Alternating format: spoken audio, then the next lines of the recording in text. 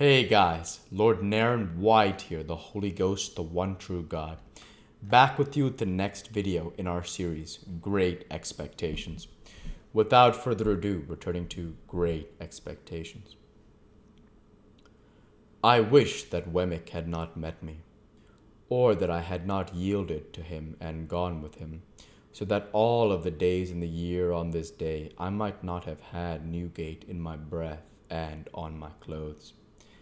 I beat the prison dust off my feet as I sauntered to and fro, and I shook it out of my dress, and I exhaled its air from my lungs.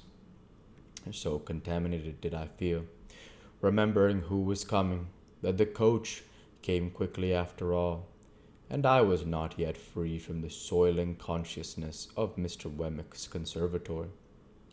When I saw her face at the coach window and her hand waving to me, what was the nameless shadow which again in that one instant had passed? Chapter 33. In her furred traveling dress, Estella seemed more delicately beautiful than she had ever seemed yet. Even in my eyes, her manner was more winning than she had cared to let it be to me before, and I thought I saw Miss Havisham's influence in the change. We stood in the inn yard while she pointed out her luggage to me, and when it was all collected, I remember, having forgotten everything but herself in the meanwhile, that I knew nothing of her destination. "I am going to Richmond," she told me. "Our lesson is that there are two Richmonds, one in Surrey and one in Yorkshire, and that mine is the Surrey Richmond. The distance is 10 miles. I am to have a carriage, and you are to take me. This is my purse, and you are to pay my charges out of it. Oh, you must take the purse. We have no choice, you and I, but to obey our instructions. We are not free to follow our own devices, you and I." As she looked at me in giving me the purse, I hoped there was an inner meaning in her words. She said them slightingly, but not with displeasure. "A carriage will have to be sent for, Estella. Will you rest here a little?" "Yes, I'm to rest here a little, and I am to drink some tea, and you are to take care of me the while." She drew her arm through mine, as if it must be done, and I requested a waiter, who had been staring at the coach like a man who had never seen such a thing in his life, to show us a private sitting room. Upon that, he pulled out a napkin, as if it were a magic clue without which he couldn't find the way upstairs, and led us to the black hole of the establishment, fitted up with a diminishing mirror, quite a superfluous article considered the hole's proportions, an anchovy sauce croûte, and somebody's patterns. On my objecting to this retreat, he took us into another room with a dinner table for 30, and in the grate a scorched leaf of a copy book under a bushel of coal dust. Having looked at this extinct conflagration and shaken his head, he took my order, which proving to be merely "Some tea for the lady," sent him out of the room in a very low state of mind. I was, and I am, sensible that the air of this chamber, its strong combination of stale with soup stock, might have led one to infer that the coaching department was not doing well, and that the enterprising proprietor was boiling down the horses for the refreshment department. Yet the room was all in all to me, Estella being in it. I thought that with her I could have been happy there for life. I was not at all happy there at the time, observe, and I knew it well. "Where are you going to at Richmond?" I asked Estella. "I'm going to live.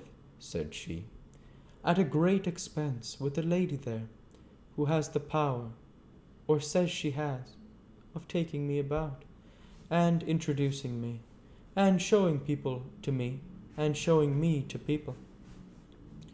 I suppose you will be glad of variety and admiration. Yes, I suppose so.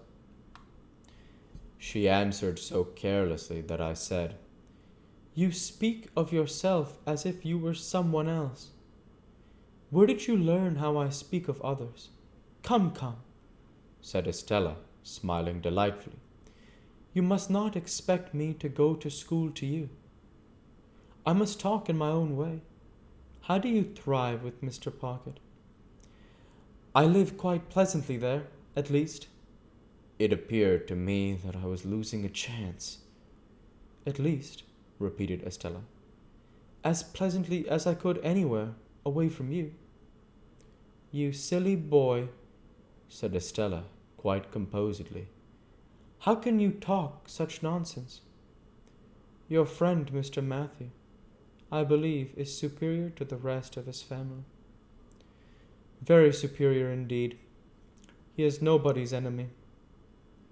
Don't add but his own, interposed Estella, for I hate that class of man. But he really is disinterested, and above small jealousy and spite, I have heard. I am sure I have every reason to say so. You have not every reason to say so of the rest of his people, said Estella, nodding at me with an expression of face that was at once grave and rallying. For they beset Miss Havisham with reports and insinuations to your disadvantage.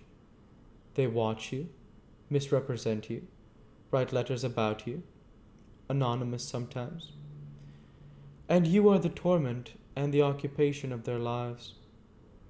You can scarcely realize to yourself the hatred those people feel for you. They do me no harm, I hope? Instead of answering, Estella burst out laughing. This was very singular to me, and I looked at her in considerable perplexity. When she left off, and she had not laughed languidly, but with real enjoyment, I said in my diffident way with her, I hope I may suppose that you would not be amused if they did me any harm. No, no, you may be sure of that, said Estella. You may be certain that I laugh because they fail. Oh, those people go with Miss Havisham, and the tortures they undergo. She laughed again, and even now, when she had told me why, her laughter was very singular to me, for I could not doubt its being genuine, and yet it seemed too much for the occasion. I thought there must really be something more here than I knew. She saw the thought in my mind and answered it. It is not easy for even you, said Estella, to know what satisfaction it gives me to see those people thwarted, or what an enjoyable sense of the ridiculous I have when they are made ridiculous. For you were not brought up in the strange house from a mere baby.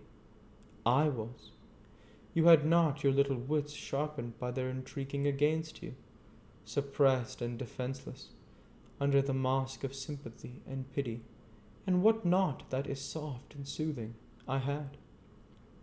You did not gradually open your round childish eyes wider and wider to the discovery of that impostor of a woman who calculates her stores of peace of mind for when she wakes up in the night. I did. It was no laughing matter with Estella now, nor was she summoning these remembrances from any shallow place.